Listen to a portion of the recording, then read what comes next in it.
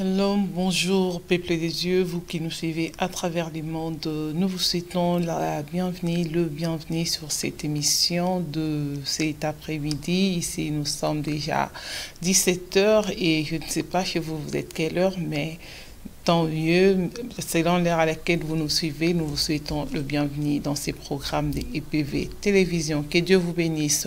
À la présentation de cette émission, votre servante Nadine Efwanga et à la réalisation, le pasteur Constant.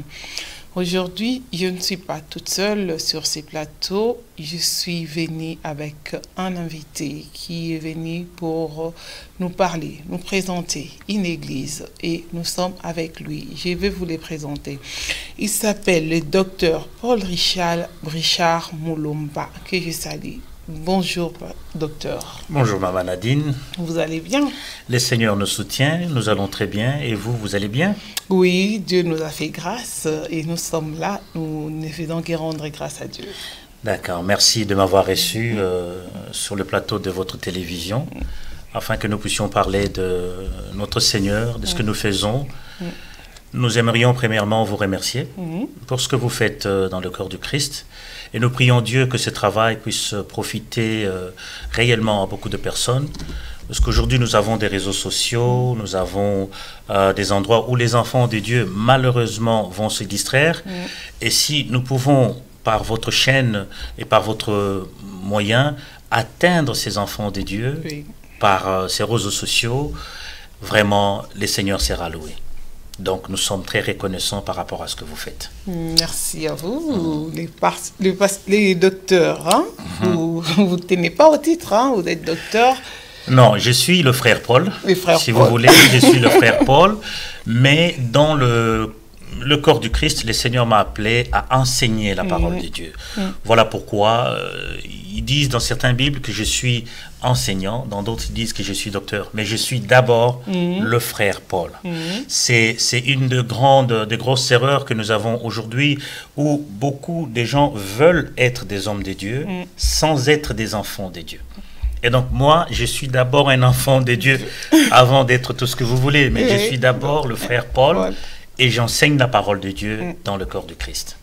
Amen, c'est bien, vous êtes des frères Paul et le peuple qui nous suit actuellement, certains vous connaissent et certains ne vous connaissent pas. Vous êtes pasteur ou docteur, quelle que soit l'appellation, nous sommes tous frères dans le Seigneur. Et dites-nous votre ministère. D'abord, dites-nous les noms de votre église. Nous travaillons dans la mission mondiale des restaurations par la parole de Dieu, l'église La Croix de Jésus-Christ. Notre mission est de réconcilier l'homme avec Dieu, donc, selon Romains chapitre 5, verset 2, afin que l'homme puisse comprendre que l'œuvre que le Christ a accomplie à la croix a payé toutes ses dettes vis-à-vis de Dieu, donc il est réconcilié avec Dieu. Et cette même mission est de réconcilier l'homme avec soi-même. Parce que l'homme doit finalement arriver à se pardonner. L'homme doit comprendre que certains problèmes qui viennent dans sa vie ne sont pas causés par les démons ni les diables, mais sont causés par lui-même, puisque peut-être qu'il ne s'est pas encore réconcilié avec lui-même. Il ne s'est pas encore pardonné de tous les péchés qu'il a commis.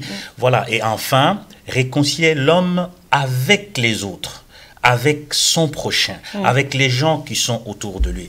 C'est pratiquement ça notre mission que nous essayons d'accomplir. En fait, si vous voulez, la mission de Jésus se trouve entre deux piliers. Il y a le premier pilier qui est dans Matthieu chapitre 11, verset 28, et vous connaissez, où il dit « Venez à moi, vous tous qui êtes fatigués et chargés, et je vous donnerai du repos ». Mais il ne s'est pas arrêté là. Il y a un deuxième pilier. Ça, c'est le début de son ministère. Mais à la fin de son ministère, il dit, si vous demeurez à moi. Ça, c'est Jean chapitre 15, verset 7. Si vous demeurez à moi et que mes paroles demeurent en vous, demandez tout ce que vous voudrez. Mais nous nous plaçons entre les deux. Notre ministère, notre travail se place entre les deux. Pourquoi? Parce qu'il y a beaucoup de gens qui sont venus au Seigneur, qui sont juste venus se décharger, mais qui sont restés là, qui n'ont pas développé, ce que je veux dire, leur relation avec le Seigneur Jésus. Ils sont donc restés à déposer les péchés, tout ce que vous voulez, les charges, mais qui ne sont pas allés plus loin, qui n'ont pas demeuré en lui pour avoir une relation personnelle, si vous voulez, une relation intime, que nous appelons l'intimité profonde avec Dieu. Et donc, pour avoir cette intimité profonde avec Dieu, il faut demeurer en lui. C'est dans les deux extrémités que nous sommes pour pouvoir ramener les enfants de Dieu vers cette connaissance, cette relation personnelle avec Dieu. D'accord. Et si j'aimerais savoir comment est-ce que vous êtes devenu pasteur, parce que vous savez, aujourd'hui, les pasteurs congolais ne sont pas crédibles. Tous les jours, les gens se réveillent, on a des papes, on a des archibishops, des archevêques, tous les jours, les gens s'autoproclament. Et vous, c'est arrivé comment? Vous vous êtes réveillé un jour, le Seigneur vous a parlé, ou bien vous avez dit que c'est un travail que vous aimez beaucoup par passion, vous devenez pasteur, ou bien on vous a ordonné, ça s'est passé comment? Voilà, merci pour cette question. En fait, aujourd'hui, oui, c'est vrai que vous avez raison, mais ces choses, il ne faut pas vous en faire, puisqu'elles doivent arriver. C'était déjà annoncé dans la parole de Dieu qu'elles doivent arriver. Bon, nous, on était dans une église, c'était une grande église à l'époque que nous avions appelée Mont-Horeb. Et vraiment, c'était une très grande église où il y avait beaucoup de frères. Nous étions tout le temps, selon Actes des Apôtres, chapitre 13, en prière à l'église. Il y avait au moins une cinquantaine de frères. On dormait toujours à l'église, on passait du temps à l'église. C'est là que le Saint-Esprit a commencé à parler et à mettre chacun de côté pour l'œuvre pour laquelle ils avaient été appelés. Nous sommes nombreux, nous sommes nombreux. Il y en a d'ailleurs avec qui on est ici en France, qui, dans la plupart, nous avons des églises selon que le Saint-Esprit avait annoncé. C'est vrai qu'aujourd'hui, il y a beaucoup de choses qui se passent. Mais je veux quand même vous assurer que ça ne se passe pas seulement dans notre milieu, dans le milieu de Congolais. Ça se passe partout et ça doit s'y passer. Et ça doit arriver, puisque si ça n'arrive pas, la parole de Dieu non plus ne va pas s'accomplir. La parole de Dieu dit que dans le dernier temps, il viendra un groupe de gens qui vont venir. Même l'apôtre Paul se plaignait quand il allait vers Jérusalem où il sentait sa mort. Dans Actes des Apôtres, chapitre 20, verset 28, où il dit, écoutez, je sais qu'il y a des loups qui viendront au milieu de vous. Oui, mais ça, ce ne sont pas des choses auxquelles il faut s'étonner. Nous prions seulement pour que les enfants de Dieu soient orientés et soient guidés par Dieu selon la puissance du Saint-Esprit. On ne peut pas, n'est-ce pas, refuser ces choses-là. Elles doivent arriver. C'est vrai qu'il y a quand même un scandale dans le milieu congolais, mais on n'y peut rien. On n'y peut rien, on prie que Dieu oriente son peuple. Quand, vous savez, dans la Bible, le Seigneur parle des aveugles qui sont conduits par des aveugles. Vous savez, moi, Maman Nadine, si vous voulez, moi je suis un aveugle. Et vous êtes aveugle. Et c'est vous qui me conduisez, n'est-ce pas? Moi je suis derrière vous. Vous me dites, écoutez, moi je suis aveugle. Moi aussi je vous dis, oui, je suis aveugle. Donc c'est vous qui me conduisez. Vous me montrez le chemin. On arrive, je tombe la première fois. Je comprends que bon, puisqu'elle est aveugle, moi aussi je suis aveugle. Je tombe la deuxième fois. Je me dis, ah oui, bon, quand même, elle est aveugle, moi je suis aveugle. Je tombe la troisième fois. N'est-ce pas que la quatrième fois, on va tomber dans un ravin? Alors, pour ne pas tomber dans le ravin, moi, en tant qu'aveugle, je vais vous dire tout gentiment, écoutez, madame, je sais que vous êtes aveugle, et que moi aussi je suis aveugle, mais j'ai compris que vous ne connaissez pas ce chemin. Je vais m'arrêter ici. Je vais peut-être attendre un autre aveugle ou quelqu'un qui verra. Comme ça, il pourra me montrer le chemin. Mais si je continue à vous suivre jusqu'à la fin, c'est sûr, et c'est vraiment très sûr, que nous tomberons tous deux dans un ravin. Et donc ça dépend aussi des enfants de Dieu. C'est pourquoi nous prions beaucoup pour que les enfants de Dieu aient de la révélation et du discernement. Voilà. D'accord. Je n'ai pas bien compris là. Oui. Vous n'avez pas parlé de vous. Ah, de moi. Si, je vous ai dit que nous, on était dans une église où on était dans la permanence tout le temps. On priait et que le Saint-Esprit a commencé à parler pour mettre chacun à part selon l'œuvre qui lui était donnée. Moi, j'étais appelé dans l'enseignement. J'ai été mis à part et on a prié pour nous par rapport à cela. Donc, c'était ici à Paris? Ah non, mais ça fait... moi, je suis ici, oui, ça fait très longtemps. Ça fait très longtemps, il y a des enfants qui n'étaient pas encore nés. Vous savez, moi, je suis parti déjà de mon pays vers les années 98. Donc, pour se retrouver jusque là où je suis. Mais avant ça, j'ai fait déjà plusieurs voyages où je suis allé dans plusieurs pays prêcher la parole de Dieu. Non, ça fait très longtemps. Je ne vais pas citer les années. Ça, c'est ce que les gens aiment beaucoup. Ils aiment bien dire, je suis dans ces trucs depuis 25 ans. Vous avez 30 ans de ministère, vous avez quoi? Mais ça ne sert à rien tout ça, puisqu'ils ont 30 ans dans les ministères, mais ils n'ont aucune relation avec le Seigneur Jésus. Et donc, nous voulons... Donc ça veut dire que le nombre d'années ne compte pas. C'est la relation avec Dieu qui est plus importante. Ça ne joue pas. Déjà, le Seigneur nous a donné, vous savez, il a parlé de l'ouvrier de la dernière heure. Cet ouvrier de la dernière heure n'a pas travaillé les mêmes heures que les ouvriers qui étaient avant lui, mais il a reçu quand même un salaire. C'est ce que je vous ai dit, nous sommes entre les deux extrémités, nous sommes entre venez à moi, vous tous qui êtes fatigués et chargés, et je vous donnerai du repos, et l'autre extrémité qui est de si vous demeurez à moi. Et donc nous essayons ici déjà de ramener les gens dans le fait de demeurer avec Jésus. 30 ans, 40 ans, c'est ce que vous avez dit avant, qu'il y a vraiment de l'imbroglio dans les milieux congolais. Mais ce sont des gens qui ont les 30 ans, les 40 ans, si vous voulez, dans les ministères. Mais à les juger, ils n'ont aucune, et je veux le dire à haute voix, aucune relation avec Dieu. Ils n'ont pas appris à demeurer. Demeurer, c'est quoi?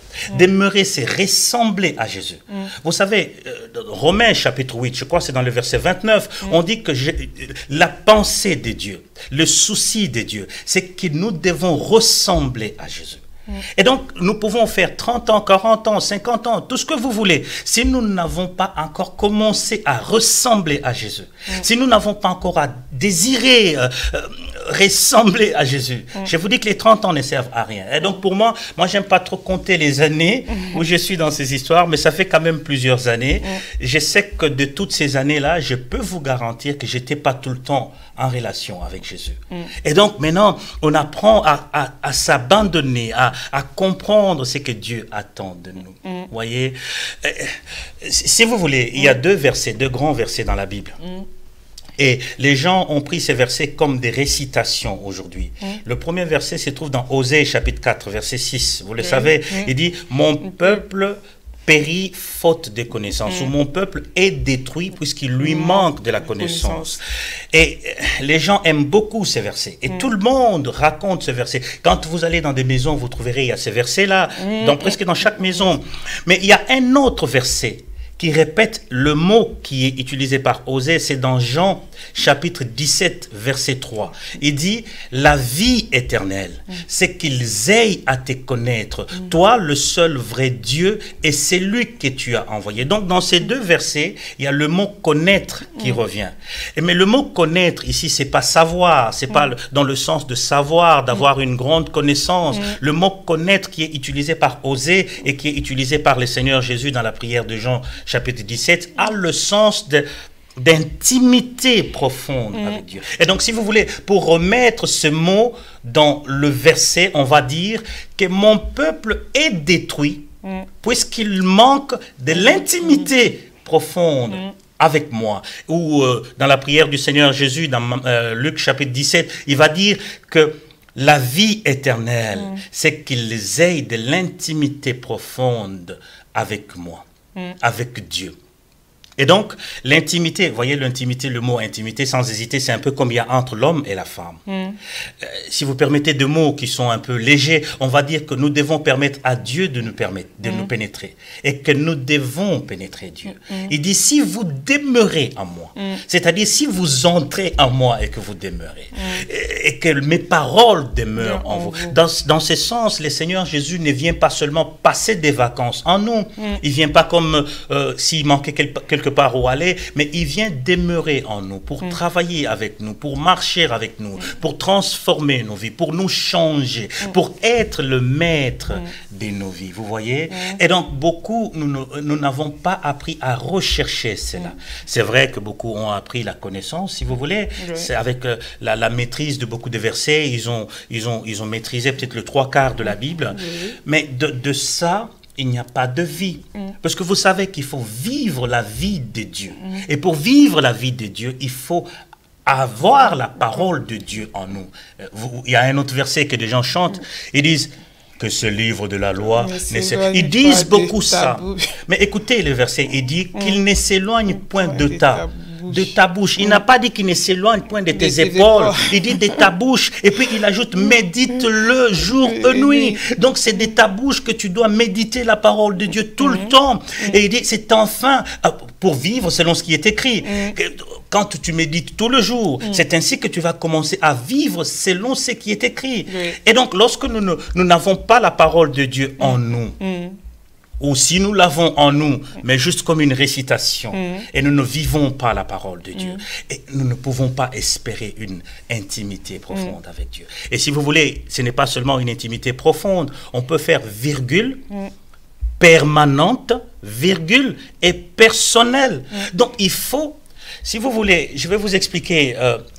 dans ces deux extrémités, ce que nous faisons, c'est quoi? Nous aimerions amener les enfants de Dieu, premièrement, à choisir Jésus ou à voir en Jésus un modèle de vie. On ne peut pas s'appeler chrétien si notre modèle de vie n'est pas calqué sur Jésus. Si notre modèle de vie, c'est, je ne sais pas, les gens de ce monde, ou si vous voulez, enfin, mais si notre modèle de vie, en tant que chrétien, doit être Jésus. Jésus, oui. Pourquoi je le dis? Puisque le christianisme n'est pas une religion. Le christianisme, c'est accepter volontairement et bénévolement de vivre la vie de Christ. Ça veut dire qu'on ne vous a pas mis une arme pour vous dire, allez, devenez chrétien. Non, vous avez choisi vous-même de devenir chrétien. Or, si vous avez choisi de devenir chrétien, le Christ doit être votre modèle. Un. Deux, vous devez être inspiré par sa vie et par son ministère. Qu'est-ce que Jésus faisait? Comment est-ce qu'il le faisait? Comment est-ce qu'il vivait? Donc, je dois être inspiré tout le jour de ma vie par la vie et le ministère de Jésus. Trois. Donc, je dois répondre au commandement de Dieu. Qu'est-ce qu'il attend de moi? Est-ce que je le sais? Donc, s'il y a des recommandations, je dois répondre à ces recommandations. Comment? En faisant ce que lui veut que je fasse. 4. Je dois poser des actions qui prouvent que je suis un enfant de Dieu.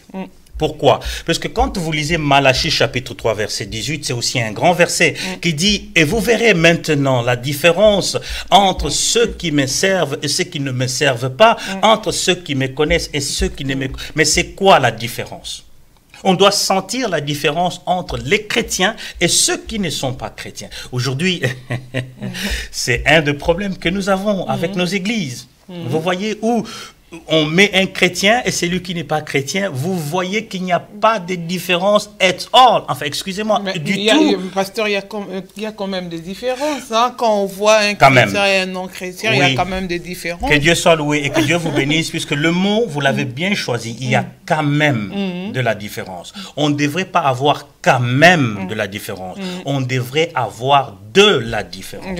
Quand vous lisez dans la Bible, dans les Actes des Apôtres, pour la première fois qu'on a utilisé le mot chrétien, vous savez, Maman Nadine, le mot chrétien aujourd'hui, les gens se plaisent à se frapper la poitrine partout où ils vont. Ils disent, je suis chrétien, appelle-moi chrétien, mon frère, moi je suis chrétien. Mais ces gens-là, quand on les a appelés chrétiens pour la première fois, ils n'avaient pas demandé ça. On les a regardés comme ça et on a dit non. Ces gens sont différents. Et si vous voulez une petite explication du mot chrétien, c'est le mot chrétien est composé de deux mots qui est Christ et Yanni. Christ, Yanni, ce sont les suiveurs de. Et Christ, donc il est Christ. Donc à cette époque, quand le nom de chrétien est arrivé, on s'est moqué de gens qui marchaient comme Jésus, qui faisaient les choses comme Jésus. Est-ce que vous pensez qu'aujourd'hui c'est encore possible de voir, de regarder comme ça les frères et de dire ces gens, ils font ce que le Christ faisait? Ou ils marchent comme le Christ marchait? Eh bien donc, on était là au point 4 où nous devons poser des actions qui doivent nous distinguer, qui doivent nous différencier. Et 5, il y a la crédibilité. Donc, de tout ce que nous faisons, est-ce qu'il y a la crédibilité? Est-ce que nous sommes encore crédibles? C'est là que vous avez parlé tout à l'heure du tohu-bohu qui existe dans notre milieu. Est-ce que nous sommes encore crédibles? Est-ce qu'aujourd'hui, on peut nous regarder avec crédibilité et dire que non, ceux-là, ils sont différents? Est-ce que vous pensez que c'est encore possible? Eh bien, moi, je pense que c'est toujours possible. si les gens continuent à rechercher cette humilité, vous savez, il y a beaucoup de choses qui nous manquent encore aujourd'hui. Mais ce n'est pas grave. Le Seigneur a envoyé une nouvelle armée aujourd'hui pour réveiller les enfants de Dieu. Et donc, je salue tous ces hommes de Dieu qui aujourd'hui se battent corps et âme pour enseigner la parole de Dieu. Non pas pour enseigner des cultures, d'enseigner des coutumes, mais d'enseigner la véritable parole de Dieu. Et l'autre point, si vous voulez, c'est la légalité. Nous sommes dans la légalité par rapport à ce que nous faisons. C'est-à-dire qu'aujourd'hui, nous pouvons nous tenir devant le diable et devant Dieu et confirmer l'œuvre que nous faisons. Bien qu'aujourd'hui, les gens, mais on en parlera si vous voulez un peu plus tard, mais je voudrais aujourd'hui d'abord finir par l'expérience personnelle. Et c'est là que nous voulons amener les enfants de Dieu. Nous voulons que chaque enfant de Dieu ait une expérience personnelle avec Dieu. Si la Bible dit que Dieu, il est le Dieu d'Abraham, d'Isaac et de Jacob, c'est puisqu'il a marché avec ces gens. Et vous vous souvenez, il y a même quand des gens, quand ils prient, ils disent « Oh Seigneur, tu es le Dieu de Shadrach, de Meshach et d'Abednego ». C'est puisque nous savons que Dieu a fait des choses avec Shadrach, Meshach et Abednego. Mais est-ce que, Maman Nadine, on ne peut pas aujourd'hui dire « Non, c'est mon Dieu ». Une expérience personnelle. Mais on a quand même confiance au Dieu de son pasteur. Oui. Ouais. Le Dieu de mon pasteur peut me servir. Ouais, ça c'est, excusez-moi de vous le dire, moi je dis jamais ça à mon église. Hein. Enfin, moi d'ailleurs, si vous voulez, juste une parenthèse, moi chez moi, quand on est 21h, je ferme mon téléphone. Ces histoires d'appeler les pasteurs tout le temps, les dieux de mon pasteur, même quand le pasteur est dans l'intimité avec sa femme, son téléphone doit sonner. Ça, non, ça c'est fini, ça doit s'arrêter. Les enfants de Dieu doivent avoir une relation, c'est ce que j'ai dit, une expérience personnelle avec Dieu, une relation personnelle avec Dieu. Les enfants, je vais vous donner un petit exemple pour expliquer ce que j'ai dit. Aujourd'hui, nous avons des églises de 100, 200, 300 personnes. Donc, les gens peuvent appeler les pasteurs quand ils veulent. Oui. Mais quand on aura des églises de 10 000, comme on a, moi j'ai vu aux États-Unis, des églises de 10 000, 20 000, 50 000 personnes. Donc, vous n'aurez plus la possibilité d'appeler les pasteurs. Vous allez passer par des centres d'appel. Et dans les centres d'appel, il y a des pasteurs qui sont là-dedans, ou il y a des frères ou des sœurs qui sont là-dedans, qui vont prier pour vous. Mais mon enfant, mon fils, même si j'ai une église de 100 000 personnes, il aura mon numéro de téléphone personnel partout où il est. Quand il a un problème, il va composer son numéro et il va m'appeler. Il ne va pas passer par le centre d'appel. C'est ça ce que nous faisons aujourd'hui. Nous amenons les enfants de Dieu tout le temps à passer par le centre d'appel. Les enfants de Dieu ne connaissent plus Dieu. Ils n'ont aucune relation avec Dieu. Ils ne passent que par des centres d'appel. Allô, pasteur, même quand le pasteur est en intimité, même quand... Donc, allô, pasteur. Non, ça c'est fini. Dans mon église, dans notre église, nous n'enseignons pas ça. Quand tu as un problème, tu prends directement le téléphone, tu appelles. Tu appelles Dieu. Tu lui dis ton problème et tu le lui dis directement. C'est vrai que nous pouvons intervenir. Parce que la Bible demande que, voilà, si vous avez un problème, vous pouvez vous associer aux anciens et tout ça. Ils vont vous mettre de l'huile et prier pour vous. Ça, nous le faisons. Mais nous ne le faisons pas tout le temps au point que les enfants de Dieu sont devenus des fanatiques. Voilà, paresseux si vous voulez. Mais moi, je dis fanatiques.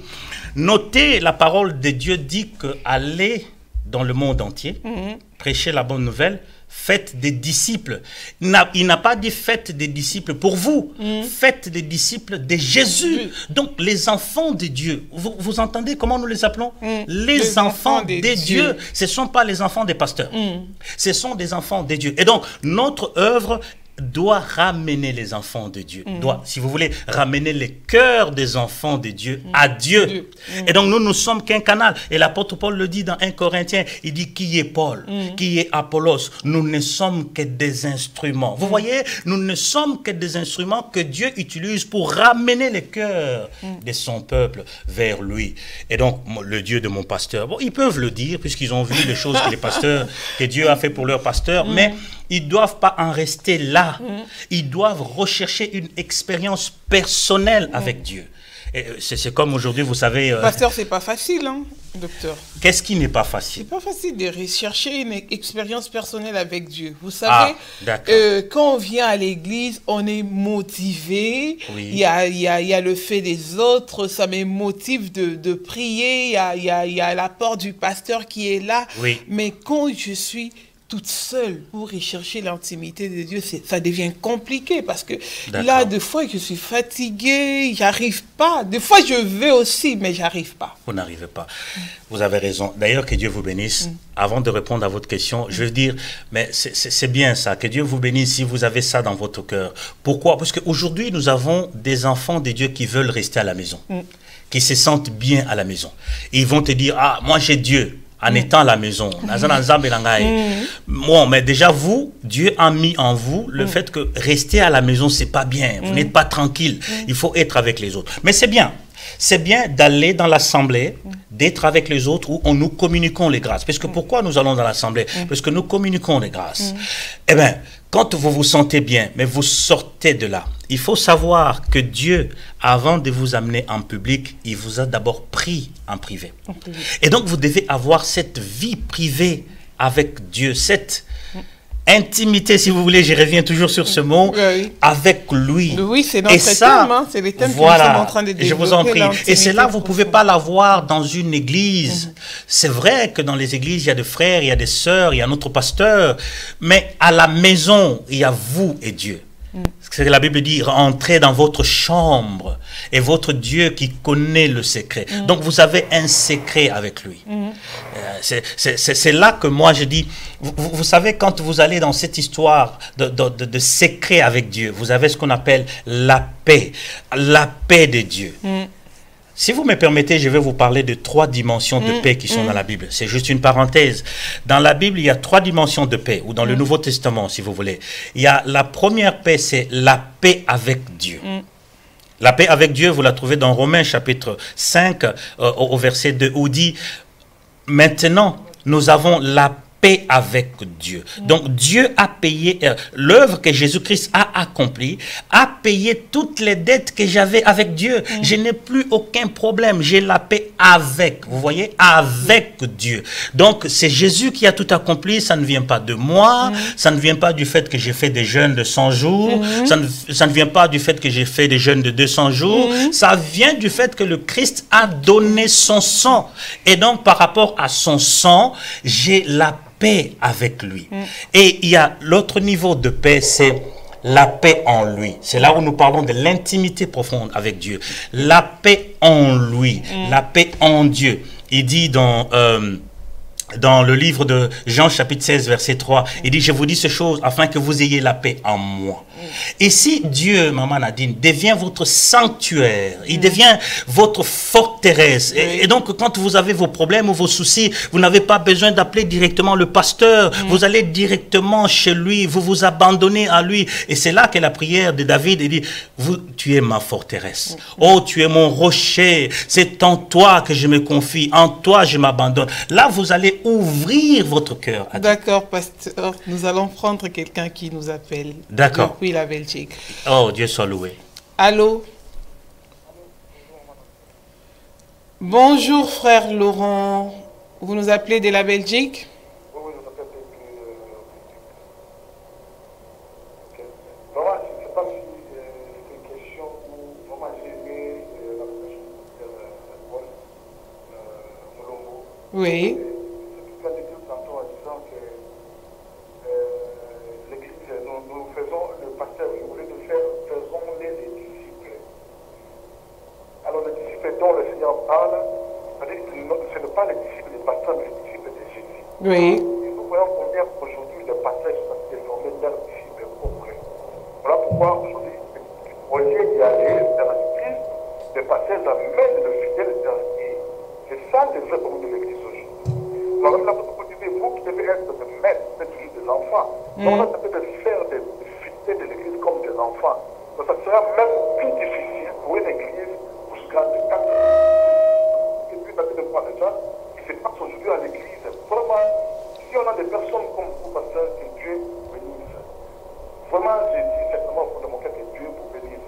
On a besoin de vraies paroles. Oui. La parole qui amène les gens vers Jésus et non pas vers le pasteur. Les pasteurs disent souvent, peut-être s'il y a un problème, viens chez moi. S'il y a un problème, tu veux qu'on peut pour tout, viens chez moi. Alors, et ils attendent toute cette histoire-là. Qu'est-ce qu'ils vont faire? Ils vont venir vers le pasteur. Oui. C'est les pasteurs qui leur dit, allez voir Jésus. Si tu as peu importe la situation, invoque Jésus. Je vais vous donner un bon exemple en disant, mon fils, il a mon numéro, peu importe le nom de la personne, il ne va pas passer par le centre, parce qu'il peut mon nom. C'est la même chose avec nous, les enfants de Dieu. Nous avons le numéro de Christ, qu'on peut l'appeler quand on veut. Mais comment on passe toujours par les hommes? Ce sont des prédications.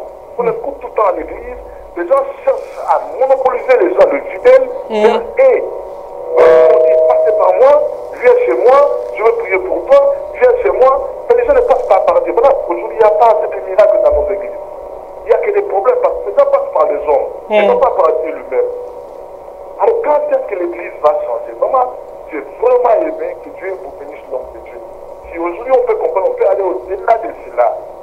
Les gens, les hommes de l'église envoient les gens vers Jésus. Non pas vers eux, que les gens s'accatent du matin, tu as un problème, tu invoques ton Dieu. Pourquoi chercher les pasteurs? Parce que tu as le même Dieu que les pasteurs invoquent. Oui. Tu as le même Dieu que toi tu invoques. Vraiment. Tu cherches pour telle raison. Cherche Jésus. Moi, l'homme de Dieu que Dieu vous bénisse. Vraiment. Amen. Amen. Amen. Je ne sais pas si c'est une question ou quoi, mais c'est vraiment un encouragement. Vraiment, c'est une contribution. C'est pas une question, c'est une contribution. Vous êtes en train d'appuyer ce que les pasteurs viennent de nous dire. Voilà, c'est ça. Voilà. Amen, merci beaucoup. J'aime bien la bonne parole. C'est ça la parole qu'il faut en ce moment-là. Alors, ce ne sont pas des paroles par lesquelles on a localisé un peu la parole en disant non, viens chez moi, voilà, non, notre pasteur. On parle plus de Christ, on parle que notre pasteur, notre papa, notre ceci, c'est là. On a fini autant de noms. Daddy, ceci, c'est là.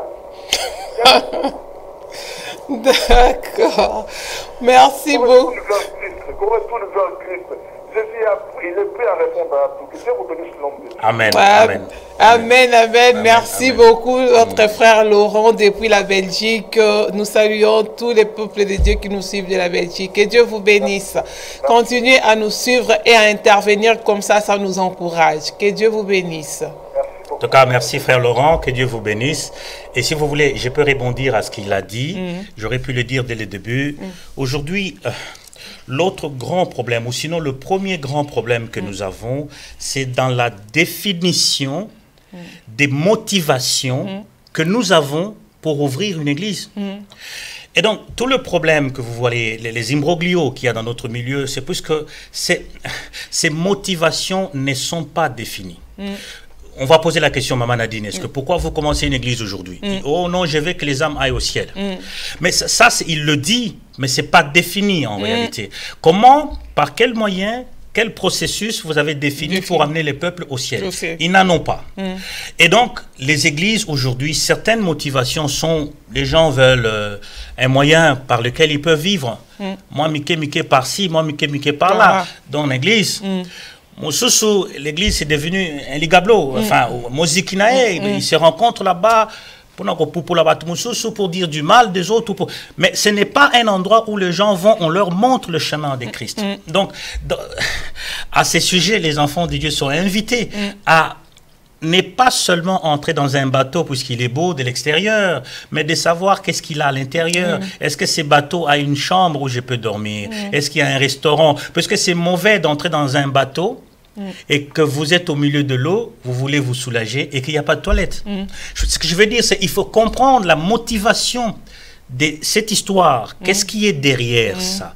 Vous voyez? Donc c'est un peu ça, les enfants de Dieu doivent comprendre ces choses et rechercher Dieu dans la profondeur. Voilà, donc notre thème, c'est l'intimité profonde avec Dieu. Donc, tous les points que vous avez développés tout à l'heure, c'était par rapport à ces sujets. L'intimité profonde avec Dieu. D'accord. Et si vous voulez, permettez-moi d'ajouter quelque chose. Quand j'ai dit qu'il y a des frères qui sont venus, ils sont juste venus. Venez à moi, vous tous qui êtes fatigués et chargés, et je vous donnerai du repos. Et je vous ai dit que beaucoup sont restés à ce stade-là. C'est tout ce que nous voyons aujourd'hui.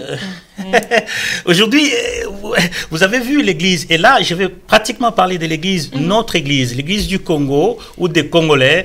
On ne parle que des démons. On ne parle que des démons. C'est dit que bon, attends, la personne est devenue chrétienne il y a 20 ans. Mais dans 20 ans, on lui a parlé que des démons de celui-là, des démons de... Mais il ne sait pas comprendre l'amour de Dieu.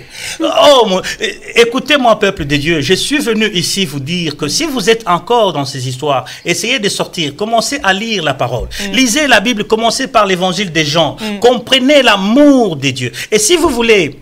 Juste que je vous ouvre une parenthèse. L'évangile des Jean a été écrit après le livre d'Apocalypse. Donc, l'apôtre Jean, après Actes des Apôtres chapitre 12, quand on a tué son frère Jacques, lui, il était brûlé dans l'huile, mais il était envoyé jusqu'à l'île de Patmos, où on a soigné ses plaies. Et c'est là que le Seigneur a commencé à se révéler à lui dans les visions. Mais ce sont des choses qui effrayent beaucoup. Quand il est retourné à Jérusalem, après plusieurs années, c'est là qu'il a écrit l'évangile des gens, là où il y a l'amour de Dieu.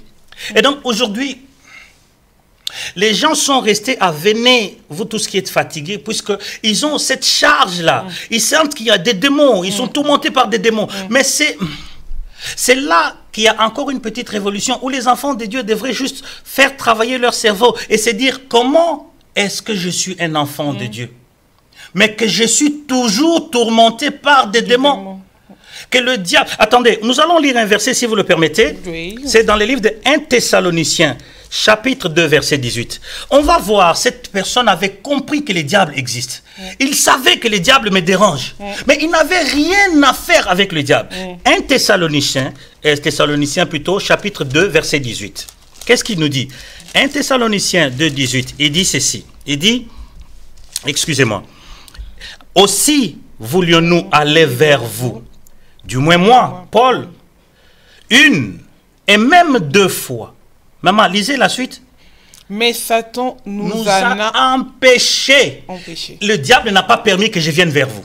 Vous ne verrez pas un verset ici dans la Bible où l'apôtre Paul a dit « J'ai commencé à combattre les diables puisque j'avais tellement envie de venir vous voir, j'ai chassé les diables. » Non, il a compris que Dieu a permis que ça arrive. Mais en le permettant, il a permis que ce soit le diable qui le fait.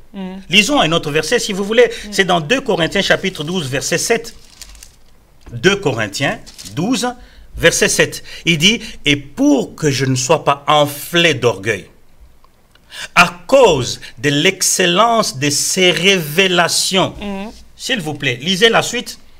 « Il m'a été mis une écharde dans la chair. Un ange de Satan. » Un ange de Satan. De Satan. Pour me souffleter et m'empêcher de... C'est-à-dire que l'apôtre Paul n'a pas eu le temps de commencer à chasser les démons. Il n'a pas eu le... Ici même, il parle de Satan, un ange de Satan qui avait été posé là-bas. Et l'apôtre Paul n'a pas passé le temps... C'est-à-dire qu'aujourd'hui, Maman Nadine, si vous voulez, nous avons passé notre temps à amener les enfants de Dieu dans ce que moi j'appelle une bassesse spirituelle. Et ils sont limités à ça, chasser les esprits. Vous savez, moi j'ai vu quelqu'un avant de manger, on a mis la nourriture, il a commencé à chasser les démons. Au nom de Jésus, tout ce qui n'est pas de Dieu dans la nourriture sort. Mais non, attends, c'est lui qui dit ça, c'est celui qui a Jésus en lui. Il y a un des grands versets, les piliers des versets de la Bible, c'est Galates chapitre 2 verset 20, où il dit: puisque je fus crucifié avec le Christ, maintenant si je vis, ce n'est plus moi qui vis, c'est le Christ qui vit en moi. Il dit, la vie que je vis aujourd'hui dans ma chair, je la vis par la foi dans le Fils de Dieu qui s'est, écoutez, qui s'est livré. Mais lorsque l'Église va sortir de ces choses et rechercher l'intimité avec Dieu, si Jésus vit en toi, mais tu es toujours tourmenté par les démons, sors de ton Église. Enfin, excuse-moi, je vais dire, cherche l'intimité profonde avec Dieu. Tu ne peux pas être un enfant de Dieu et être avec les démons ou être rempli de démons. Non, non, non, non, non. Soit tu es rempli de démons, tu n'es pas encore un enfant de Dieu. Soit tu es un enfant de Dieu, recherche maintenant l'intimité. Le problème... Mais docteur, on nous dit que la délivrance, c'est un processus. Oui. Si on est rempli de démons, les démons, il y a un démon d'impudicité qui quitte aujourd'hui. Oui. Il y a demain, ça sera les démons de vol. Oui. Après demain, cupidité. C'est pas grave. Après, ça va partir progressivement. Ça part pas, ils partent pas tous à la fois. Non. Quand on dit la délivrance est un processus, ça veut pas dire qu'aujourd'hui il y a un démon qui s'en va, demain il y a un autre qui s'en va. Admettons que pendant que ces démons s'en va aujourd'hui et le Christ vienne demain. Donc tu as encore d'autres démons avec toi, tu ne partiras pas. Puisque il n'y a pas... Vous ne pouvez pas vous tenir dans la présence de Dieu. Il faut noter, Maman Nadine, il y a cette histoire qu'on dit même dans nos chansons. Tango Yesu akoya, kokamata, tout ce que vous voulez. Jésus viendra chercher quoi sur la terre? Mais Jésus ne viendra pas vous chercher vous, puisque vous allez à l'église tous les jours, ou me chercher moi, puisque je prêche la parole de Dieu tous les jours. Non, Jésus viendra, écoutez très bien, viendra chercher la parole de Dieu.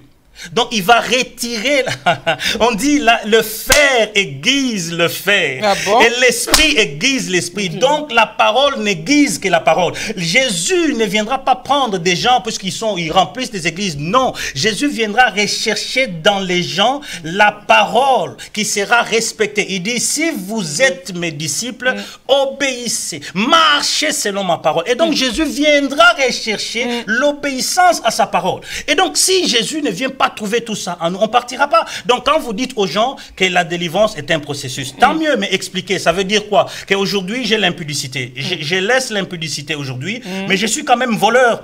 Donc s'il vient entre-temps que je suis impudique, enfin que j'abandonne l'impudicité, mais que je suis encore voleur, je vais en enfer. Est-ce que vous pouvez dire ça? Est-ce que c'est ça l'évangile de Christ?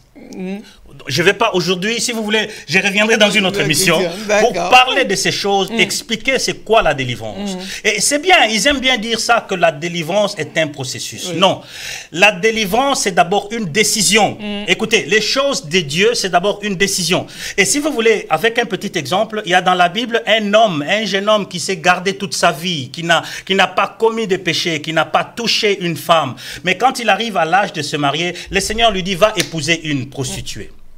Mais ce n'est pas de cet homme que je veux parler. Je veux parler de la prostituée elle-même. Mettez-vous un peu dans la peau de cette prostituée. Cette femme qui a vendu son corps pendant toute sa vie et qui connaît que ce garçon-là, c'est un prophète. On l'appelle prophète. Mais le garçon, il vient vers lui et dit, écoute, je vais t'épouser.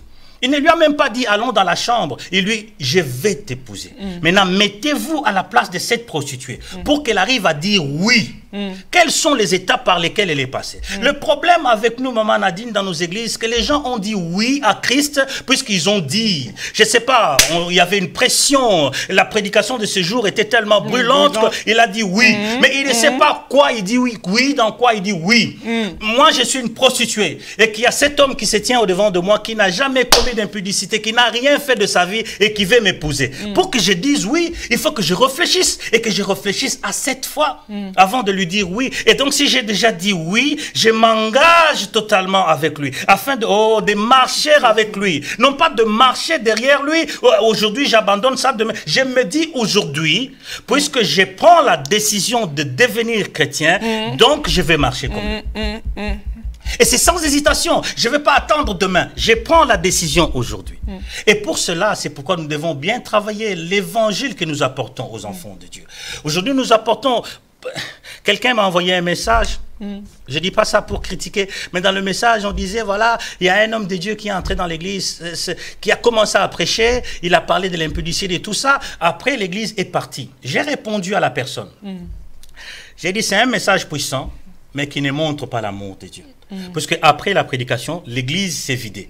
Le but du message de l'évangile n'est pas de disperser les âmes, mais de ramener les âmes dans la crainte. C'est-à-dire que l'âme va arriver au niveau de se dire, non, je suis dans le péché. Je dois m'arrêter ici. Vous voyez, il n'y a pas de petit chemin pour dire, je vais prendre un raccourci.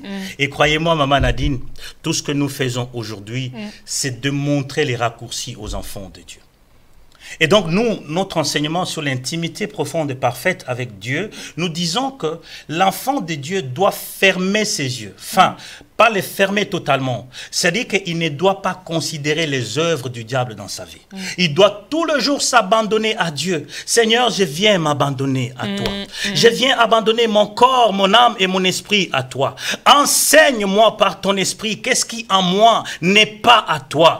Qu'est-ce qui en moi ne te glorifie pas. La Bible déclare que tout ce qui n'est pas la sémence de Dieu sera déraciné. Mais ce n'est pas vous qui allez déraciner. Vous n'avez pas la puissance ni la force de déraciner ce qui n'est pas de Dieu. Même pas vous, docteur. Il n'y a que Dieu qui peut le faire. Dans cette relation, la preuve, vous voyez, les gens là sur lesquels on fait des délivrances, vous savez, on commence à chanter les noms. Les noms de Jésus, on a dit, on va juste le citer. Mais aujourd'hui, nous chantons les noms de Jésus. Moi, je suis allé dans une église où il y avait une délivrance le soir. On a fait veiller, on a prié sur une sœur, Maman Nadine, c'était de 20h jusqu'à 8h du matin. On n'avait plus de voix. Oh non, de Jésus, fire, fire, fire. Mais attends, est-ce que... Non, que Dieu nous pardonne. Vous voyez, que Dieu nous pardonne. C'est un manque de connaissance. On a appelé les fire dans toutes les langues. Moto, Moudilou, Kanya. On a invoqué les feux dans toutes les langues possibles. Moi, j'étais là, je les regardais. Et le feu n'a pas marché. Ah, ça, il faut leur demander. Hein, parce que moi, j'étais là. Et ce n'était pas notre église, j'étais invité. Donc, c'était de 20h à 8h le matin, au point que les autres enfants de Dieu qui étaient là, ils étaient là à regarder. Les spectacles. D'autres aussi ont commencé à prier. Le feu, moto, moto.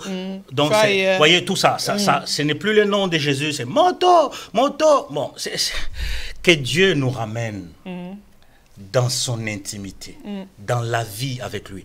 Quand vous lisez les livres de psaumes, je recommande aux enfants de Dieu, si vous voulez, à partir de ce soir, lisez les livres de psaumes. Là, commencez même tout de suite avec le psaume 70. Et pour ceux qui nous suivent en Belgique, le psaume 70, où David vient se confier à l'Éternel. Il savait qu'il y avait des armées puissantes qui s'élèvent contre lui, mais il ne se soucie pas de ces armées. Il vient, il dit, Seigneur, c'est à toi que je m'abandonne. Il n'y a que toi qui es mon protecteur. Il n'y a que toi qui es mon maître. Il faut que les enfants de Dieu arrivent à se confier totalement à Dieu. Quel que soit ce qui leur arrive, même si tu es conscient que ce qui m'arrive, c'est le diable qui le fait. Attends, la première question, ou une petite question si vous voulez. Qui peut donner au diable l'autorité sur vous? C'est Dieu. C'est Dieu. Et donc, pourquoi vous combattez les diables? Pourquoi vous n'allez pas directement à lui pour lui dire, papa? Attends, moi je vais vous donner un exemple. Maman Nadine, est-ce que vous connaissez dans votre vie quelqu'un qui s'appelle Charles? Dans ma vie? Oui, même dans votre ville ou, je ne sais pas, dans la famille, il s'appelle Charles. Oui. Quand il passe, il n'y a rien qui se passe, non? Mais il y a oh Dieu soit loué, il y a un seul Charles dans ce monde. Quand il bouge même ses pieds, on crie directement Lord Charles. Et tout le monde se tient comme ça. Pourquoi? Parce qu'il est le fils de la reine d'Angleterre. Donc, il est le prince Charles d'Angleterre. Vous et moi, Maman Nadine, nous sommes les enfants du roi. Allez-y, nous sommes les enfants du roi. Lorsque nous nous tenons debout dans les mondes des ténèbres, on le sait. Il y a l'enfant du roi de roi. Mais le problème, c'est que vous et moi, nous ne le savons pas. On l'ignore. Nous l'ignorons tellement que nous avons donné l'autorité et nous avons donné tout le pouvoir que vous voulez au diable. Et maintenant, dans cette ignorance, nous commençons à les chasser partout. Ah, si on avait le temps. Quand vous lisez Éphésiens chapitre 6, hein, si vous voulez, c'est juste une petite ouverture. Éphésiens chapitre 6. Les gens, ils aiment beaucoup ce passage. Et il parle de combats spirituels. Mais on n'a pas le temps, hein, on ne va pas parler de ça. Moi, je vais vous parler d'Éphésiens chapitre 6. Qu'est-ce qu'il nous dit dans Éphésiens chapitre 6? Il dit, revêtez-vous, à partir du verset 11, revêtez-vous de toutes les armes de Dieu, afin de pouvoir quoi? Tenir ferme. Ça veut dire afin de résister. Il n'a pas dit afin de vous battre. Afin de résister. Et si vous lisez, Maman Nadine, dans toutes les armes qui sont citées, vous savez, l'apôtre Paul, pour écrire les livres d'Éphésiens, il était à Rome, en prison, en train d'écrire les livres aux Éphésiens. Il s'est inspiré du soldat romain. Il a regardé le soldat romain, il a commencé à écrire les armes. Est-ce que vous savez qu'il y a ici dedans une arme qui n'est pas citée? Lequel? Quand vous lisez toutes ces armes ici, il y en a une seule que l'apôtre Paul n'a pas citée. C'est la flèche, la lance.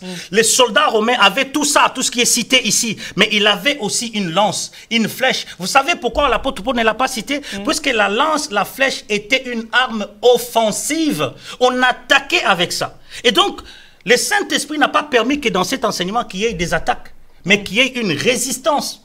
Et on doit résister au diable. On ne doit pas se mettre à combattre les diables. Oh non, de Jésus. Et les gens même la voix sont vides. Enfin, c'est que le Seigneur nous amène dans l'intimité avec lui. Lorsque nous avons l'intimité avec Dieu, enfin, l'intimité, laissez-moi amener ça un peu par terre. L'intimité, c'est savoir seulement que je suis un enfant de Dieu.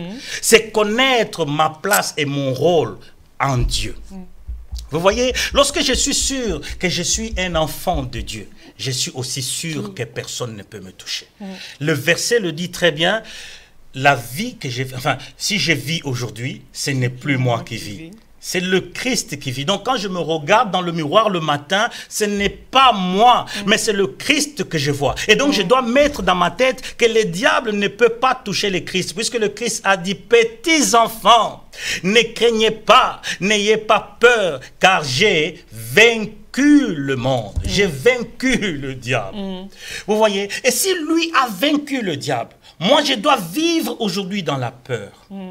Et les enfants de Dieu, nous avons amené les enfants de Dieu dans la peur. Ils ont tout le temps peur. Peur des démons. Moi, je vais vous donner un petit exemple, ça va vous faire rire sûrement. Je suis allé quelque part où la dame elle a commencé à prier. Tout pouvoir m'a été donné de marcher sur le scorpion, les serpents. Vous entendez? Les scorpions et les serpents. Mais on était dans sa maison quand elle faisait cette prière. Après, il y a eu un cancréla qui a passé. La dame a sauté au point que même son enfant est tombé. On lui a dit, mais maman, vous venez de marcher sur le scorpion et les serpents. Mais regardez là, vous allez casser votre enfant à cause d'un cancréla. Vous voyez, la peur, l'ignorance. Il ne sait pas comprendre que les scorpions est les plus mauvais. Et le serpent ancien, dans Apocalypse chapitre 21, on nous dit que c'est le Satan lui-même. Donc le Seigneur nous a donné le pouvoir de marcher sur le Satan lui-même. Mais nous avons peur des cancrélats. Vous voyeye, c'est l'ignorance, c'est la peur. Nous avons amené des enfants de Dieu dans ces histoires où, quand il dort la nuit, il n'a pas bien rêvé. Ah, ça doit être ta tantine. Oh, ça doit être ton tonton. Mais non, Seigneur, pourquoi tu as permis que je puisse rêver ces rêves? Qu'est-ce qu'il y a derrière ça? Qu'est-ce que tu veux? Ça, c'est l'intimité, où nous parlons de la paix en Dieu. Mais je n'avais pas fini. Maintenant, il y a la paix de Dieu. C'est la folie de paix. Vous voyez le nom? La paix de Dieu. Vous ne l'avez pas cherché. Vous ne l'avez pas demandé. Mais Dieu a jugé votre marche avec lui. Il vous a imputé, il vous a imputé sa paix. Et quand vous avez la paix de Dieu, vous n'avez pas besoin de dire, par exemple, j'ai entendu quelqu'un qui disait, ah, pas whisky kakapo. Non, non, non, non, non, non, non. Recherche la paix de Dieu. Abandonne-toi à lui tout le jour. Dis-lui ce qu'il y a dans ton cœur. Montre-lui tes faiblesses. Dis-lui là où ça ne marche pas. Pourquoi tu n'y arrives pas? Dis-le lui. Et tu verras que c'est lui qui va commencer à éclairer ton chemin. C'est vrai, vous aimez beaucoup parler au pasteur. Après, c'est vous-même qui vous plaignez. Ah, le pasteur m'a prêché. C'est les histoires que je suis allé lui raconter, il m'a prêché. C'est pas... Parlez à Dieu, bien-aimé. Revenez à Dieu. Il est notre papa. Je ne trouve pas des enfants dans leur maison qui ne parlent pas à leur père. Comment on peut juger cette relation? Donc c'est une relation, une fausse relation. Et donc en tant qu'enfant de Dieu, nous devons lui parler. Nous devons lui ouvrir notre cœur. Seigneur, voici mes faiblesses. Voici ce qui m'empêche de marcher avec toi. Voici ce qui m'empêche de recevoir toutes ces choses que tu as promis. Et en faisant cela, il n'y a qu'en faisant cela que Dieu peut nous enlever ces choses. Et pour parler de la délivrance, il n'y a pas quelqu'un qui peut délivrer plus que Dieu. Lui, il nous a connus avant que nous ne soyons formés dans les ventres de nos mères. Donc, il connaît nos faiblesses. Et donc, si nous ne voulons pas de ces faiblesses, allons vers lui. Abandonnons ces faiblesses entre ses mains. Disons-le avec notre cœur, avec notre pensée, avec notre être. Et c'est ainsi que nous pouvons recevoir de lui bénédiction. Vous voyez, c'est ça l'intimité profonde. L'intimité profonde, c'est revenir à Dieu. C'est se confier à lui tous les jours. C'est considérer que la relation que je... Oh, si vous le permettez, je vais lire un verset vite fait. C'est dans Luc chapitre 15. Luc chapitre 15, je vais juste lire un seul verset, qui est le dernier verset. Non, je vais d'abord lire le verset 30. Il dit, « Et quand ton fils est arrivé, c'est lui qui a mangé ton bien avec des prostituées. C'est pour lui que tu as tué le veau gras. » Maintenant, son père a directement eu un grand souci dans le cœur. Écoutez sa réponse, il dit, « Mon fils, tu es toujours avec moi. Et tout ce que j'ai est à toi. » Vous savez, On en parlera peut-être un autre jour. Mais écoutez, je vais vous le dire. Les prédicateurs ont beaucoup prêché sur le fils prodige. Hein? Ça, on le sait. Hein? C'est l'histoire du fils prodige ici. Mais son frère, on n'a pas trop parlé de lui. Le frère du fils prodige représente les genres de chrétiens que nous sommes aujourd'hui. Nous sommes des enfants de Dieu, mais nous ne connaissons pas Dieu. Nous ne comprenons pas que tout ce que Dieu possède est à nous. Tout ce que Dieu a est à nous. Dans le livre de 1 Corinthiens chapitre 3, au verset 21, il dit... Tout est à vous. Et vous, vous appartenez à Christ. Mais nous ne le savons pas, nous ne le comprenons pas. Pourquoi? Puisque nous cherchons ce que nous voulons. Nous voulons qu'on nous parle des démons. Quand ça ne marche pas, nous pensons que c'est des démons. Si nous pouvions, quand ça ne marche pas, nous dire que « Oh, c'est Dieu qui me fait marcher sur ce chemin. » C'est Dieu qui me fait traverser ce chemin, sachant qu'au bout de ce chemin, il va manifester sa gloire. Vous voyez, cet enfant vivait dans leur maison. Il était content puisque son frère était parti. Il était resté tout seul. Mais il n'avait jamais rien demandé. Lisez. Il n'avait jamais rien demandé. Mais là, il dit à son père, voilà, moi, tu n'as jamais rien fait pour moi. Mais quand ton fils est revenu, est-ce qu'il nous arrive de parler à Dieu et de lui demander ce que nous voulons? Parce que la Bible nous dit là, dans 1 Corinthiens chapitre 3, 21, que tout est à nous. Nous appartenons à Christ. Voyez? Donc, est-ce que nous savons que Dieu est le maître de toutes choses? Quelle est notre attitude vis-à-vis de ce Dieu? Maman Nadine, moi je vais vous poser la question. Aujourd'hui, vous êtes dans deux situations. Jugez-en vous-même. Il y a une première situation où vous venez et vous sentez que ça ne marche pas dans votre vie. Vous faites des jeûnes de 100 jours pour chasser les démons. Vous chassez les démons pendant 100 jours. Mais que dans l'autre situation, qui est la deuxième situation, vous passez 100 jours à vous humilier devant lui. Seigneur, je viens me rabaisser au-devant de toi. Je reconnais que si le diable a le pouvoir sur moi, c'est toi qui le lui as donné. Et David, lui, a une phrase que moi j'ai dit dans toutes mes prières. Il dit, mais jusqu'à quand? Jusqu'à quand vas-tu permettre au diable de se frapper la poitrine? Jusqu'à quand vas-tu permettre à l'ennemi de prendre les dessus sur moi? Dans ces deux situations, soyez sincères, quelle est la situation où vous pensez que Dieu va répondre vite? Ma deuxième. Puisque la personne recherche l'intimité avec Dieu. Il comprend le rôle de Dieu. Il sait ce que Dieu est pour lui. Et donc, l'autre, dans son orgueil, il pense que j'ai tout le pouvoir. Il commence à prier. Tout pouvoir m'a été donné de marcher sur... Tout ce que vous voulez, vous connaissez ce qu'ils disent. Mais je chasse, je chasse. Ah, attends. Moi, je pense que si on chasse aujourd'hui, tous les démons peuvent partir. Mais demain, tu l'entendras encore dans ta prière. Je chasse. Oh, attends, 2 jours, peut-être les démons avaient résisté. 3e jour encore. Je chasse. Donc, vous n'avez pas le pouvoir, vous n'avez pas l'autorité. Revenez à Dieu. Dieu, c'est toi qui as l'autorité. C'est toi qui as le pouvoir. Je viens m'abandonner à toi. Accepte que cette histoire se termine dans ma vie. J'ai accepté ton châtiment. J'ai compris ce que tu attends de moi. Aujourd'hui, je prie que tu élèves ta main dans ma vie, afin que ma situation puisse changer. Essayez cela par rapport à ce que vous faisiez avant. Et comme vous avez mon numéro de téléphone, dites-moi si ça ne va pas marcher. Revenez à Dieu de tout votre cœur. Recherchez Dieu dans le plus profond de votre cœur. Abandonnez-vous à lui. Restez devant lui. Demeurez en lui. Et voyez s'il ne se glorifiera pas vis-à-vis de ces démons, vis-à-vis de votre famille. Vous comprenez? Aujourd'hui, nous, les hommes de Dieu, nous avons ce que nous appelons entre nous des systématiques. Systématiques pour garder les gens dans l'église.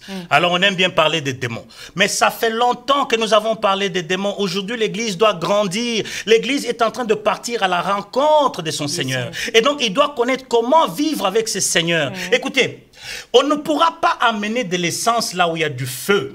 On ne peut pas prendre un poisson dans l'eau et le mettre dans l'eau chaude. Ça n'arrivera pas. C'est-à-dire que nous non plus, si nous n'avons pas la personne de Christ, si nous ne sommes pas devenus comme lui, nous ne tiendrons jamais dans sa présence. Bien aimé, imaginez la gloire de Dieu. La gloire de Dieu, c'est pas comme avoir de l'argent ou tu joues au loto, tu as de l'argent. La gloire de celui qui a créé la gloire. Donc, il faut que tu sois revêtu de la gloire pour entrer dans la gloire. Et donc, pour être revêtu de la gloire, tu dois connaître l'origine et la source de la gloire. Amen. Amen. Vraiment, quel message. Dieu soit loué. Nous sommes là, nous travaillons pour remettre les enfants de Dieu sur les pas de Jésus. Quand on s'appelle chrétien, c'est puisque nous avons pris l'engagement de ressembler à Christ, de vivre comme Christ et de marcher comme lui. Moi, j'ai lu la Bible. Il y a plus de 32 000 versets dans la Bible, mais le mot diable dans la bouche du Seigneur Jésus n'est pas arrivé à 50 fois. Mais nous le verrons plus tard. Pourquoi? Pourquoi est-ce que autant de versets, mais le Christ ne parle pas de l'ennemi? Il a dit ça lui-même, puisqu'il est venu, mais il n'a rien trouvé en moi qui lui appartienne. Yes. Vraiment. Docteur. Ça, c'est l'enseignement des docteurs, hein? Non, c'est l'enseignement de la parole de Dieu. Non, mais on sent qu'on a eu un docteur sur ces plateaux de télévision. Dieu soit loué. Que Dieu soit loué. Waouh! Dieu soit loué. Merci à vous. C'est moi qui vous remercie de m'avoir accepté vraiment sur votre plateau. Et que Dieu vous bénisse beaucoup. J'espère qu'il y aura une prochaine fois. On l'espère bien. D'accord. On l'attend vivement. Oui. Dieu... Vous avez vu combien de gens vous ont suivi aujourd'hui et ils attendent que ça. Donc, on a besoin de ça. Les gens appellent, ils ont besoin de ça. On a beaucoup enseigné des fausses doctrines, des doctrines des démons qui ont endoctriné encore beaucoup des enfants de Dieu et aujourd'hui, ils sont égarés. Quand on nous éclaire comme ça, c'est comme si les écailles tombaient de nos yeux et on se réveille, on dit, mais pourquoi j'ai fait ça? Pourquoi j'ai fait ça depuis longtemps? Et pourquoi Dieu ne faisait pas ça? Et aujourd'hui, beaucoup de gens vont comprendre qu'il faut revenir. Oui. Il faut revenir, même quand on fait quelque chose qui ne marche pas. Il faut toujours revenir à vous-même et réfléchir. Mais pourquoi ça n'a pas marché, ça n'a pas allé de l'avant? Et aujourd'hui, peu de gens réfléchissent. Beaucoup de gens sont dans la gloire, dans sauter, danser, de festin, mais on ne réfléchit pas. C'est pourquoi on n'arrive pas à comprendre les mystères qui sont cachés. On recherche la parole du pasteur alors que la parole se trouve dans la Bible. Oui, bon, le pasteur est un canal. Oui. Vous voyez, moi je ne suis pas venu ici contredire les pasteurs. Non, on n'a pas contredit les pasteurs. Les pasteurs sont un instrument, mais ils doivent le savoir, que je ne suis qu'un instrument. C'est comme quand vous avez un robinet à la maison. Le robinet n'a aucune valeur si ce n'est celle de vous ramener de l'eau. C'est tout. Et donc moi, en tant que serviteur de Dieu, si vous voulez, mon rôle à moi, c'est un robinet. Je m'arrête là, vous m'ouvrez, je sors. Quand vous me fermez, je suis fermé. Et donc maintenant, le problème, c'est que quand je ramène l'eau qui est mauvaise, là, il faut chercher un plombier. Vous voyez? Et donc, si je suis un robinet qui ne vous donne pas de l'eau que vous devez boire, qu'est-ce que vous faites? Vous cherchez un plombier, crac, crac, on change des robinets. Docteur, et donc, il y a quelqu'un qui nous dit, prions aussi, vous, le pasteur, les docteurs, prions aussi pour les départs de l'autre au Congo. Ah, ça c'est un autre débat. C'est un autre débat, c'est un piège, c'est pas grave. Moi j'ai pris, je sais pourquoi j'ai pris. Si vous voulez, par rapport à ça, permettez-moi d'aborder un sujet différemment. Ils disent que le Congo doit changer. Congo, il faut changer. Congo, il faut changer. Mais attends, bien aimé, Congo, c'est quoi? C'est un tas de belé, banzete, mai, et qu'on change té. Congo, il faut changer nini. Le bas congolais, il faut changer. Ça, c'est un discours que nous devons commencer à avoir. Hein. Je ne vais pas entrer dans les détails, puisque eux, ils n'aiment jamais la vérité. Quand on leur dit la vérité, mais papa, écoutez-moi, ce n'est pas le Congo qui doit changer. Le Congo, ils ont belé, et banzete, et mai, ils ont mboka. C'est moi qui dois changer. Si aujourd'hui, à partir d'aujourd'hui, on doit commencer à dire les Congolais doivent changer. Dans ces cas, je peux le dire très bien, moi je dois changer. Si moi je prends la décision de changer vis-à-vis de mon pays, que toi tu prends la décision de changer vis-à-vis de ton pays, que lui il prend la décision de changer vis-à-vis de notre pays, et que tous nous avons la même conscience, je crois que nous pouvons faire de grandes choses. Les gens qui disent que les Congos doivent changer, mais qu'est-ce qui va changer? Tu vois, tu réfléchis ça, Congo faut changer, même si Kabila partait, d'ailleurs il peut partir demain, nous pouvons prier cette nuit pour qu'il parte demain, mais rien ne va changer. Il faut que toi et moi, que nous nous décidions de changer. Amen. Je vais vous dire, j'ai fait un petit voyage dans un pays ici que je ne vais pas citer, parce que les frères, ils vont se reconnaître. Mais des choses, ils avaient ça dans leur maison. Ah, Mboka, on a fait changer, Mboka, on a fait changer. Mais ils ont volé mes histoires. Moi, j'ai acheté, ils ont volé. Donc, j'ai dit, bon, maintenant, qu'est-ce qui va changer? Même si aujourd'hui, ce soir, Kabila va présenter sa démission, il dit, moi, Kabila, je quitte ce pays. Je vous assure que rien ne va changer, puisque le lendemain, toko yibana, tozo continue ko bomana, mboka eko changer te. Yo changer, ngana changer, maman Nadine a changé, Passa Constant a changé, Congo wana eko changer. Tu vois, donc nous prions pour le Congo, mais après, si les gens n'ont pas pris la décision de changer, donc rien ne va non plus changer. Toko no le sabatan a besoin de konda na va jeûne, na va prière, mais en vain. Vraiment. C'est juste une parenthèse, ça n'engage que moi. Dommage que nous n'avons pas beaucoup de temps. Nous Oui. sommes déjà à la fin de Oui. notre émission d'aujourd'hui. Nous avons dépassé largement notre temps. Oh, désolé. Et que Dieu bénisse les docteurs Paul Richard Amen, Mulumba. amen, amen, amen. Et merci d'être passé sur ces plateaux pour nous enseigner. C'est moi. Et l'église se trouve à Nevers. Oui, nous sommes à Nevers. Nous sommes au numéro 1 sur la place de l'Hôtel de Ville. Nous avons un programme chaque mardi en cellule. Donc nous avons 2 cellules. Nous avons une cellule au Banlay chez Papa à Luvambano, donc à partir de 18h. Et une autre cellule chez moi, donc au Courly.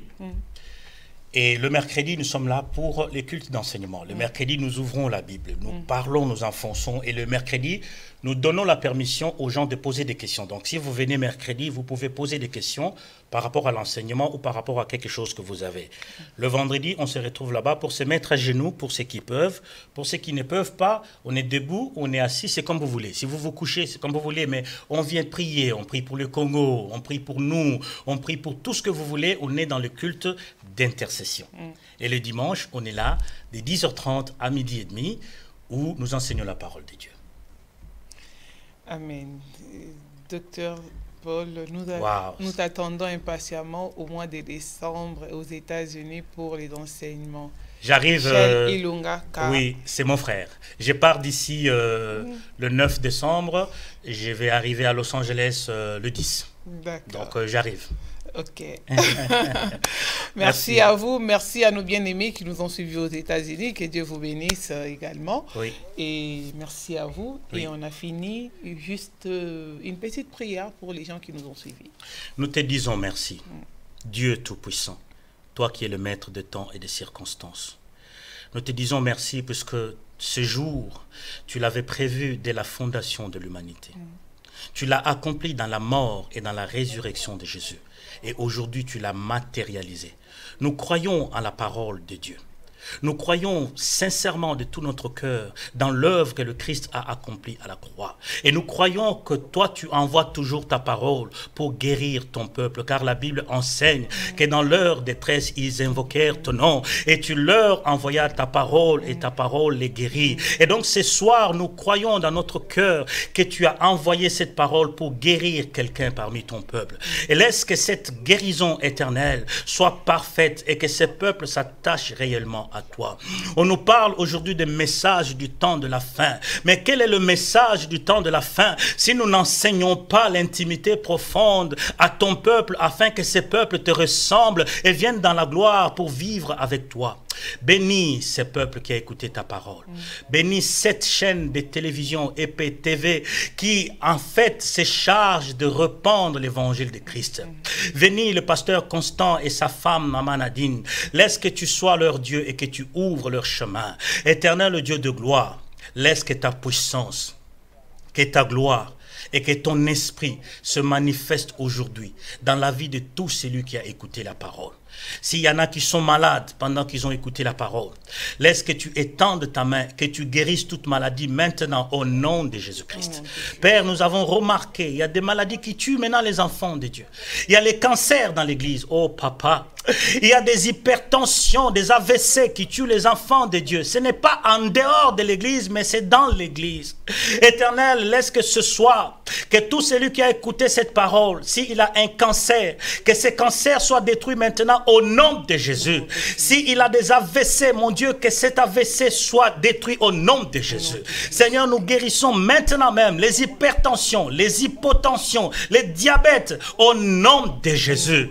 Père, c'est toi qui es la parole. Laisse que tu vives maintenant dans le cœur de ton peuple, dans le nom puissant de notre Seigneur Jésus. Amen. Amen. Amen. Et merci à vous, pasteur. C'est moi qui vous remercie. Et on se retrouve prochainement. Oui. Si Dieu le veut. Dieu le verra. Dieu le verra toujours. Dieu le veut. Il le voudra. Donc, il le voudra toujours. Je ne sais pas si vous avez des salutations ou quelque chose comme ça. Les salutations. Je salue tout le monde qui nous a suivis. Spécialement, je salue les bien-aimés qui sont aux États-Unis. Donc, Michel, c'est mon frère. Maman Gisèle, le prophète Flori. Et je salue aussi tous les serviteurs de Dieu. Louvain Louvambano. Donc, Lingaya Timothée, ça, ce sont des serviteurs qui travaillent avec nous. Que Dieu vous bénisse là où vous êtes. Et je fais un coucou à ma femme et aux enfants. Donc, on se retrouve ce soir. D'accord, merci. Merci docteur. Merci beaucoup. Et merci à vous, nos bien-aimés qui nous ont suivis dans cette émission. Merci à Pasteur Constant qui a réalisé cette émission. Que Dieu les bénisse abondamment. Nous nous retrouvons dans nos émissions prochainement et que soyez bénis, restez toujours avec nous, continuez à soutenir EPV Télévision. Merci d'avoir aimé et partagé cette prédication. Que Dieu vous bénisse. À très bientôt. Shalom. Shalom.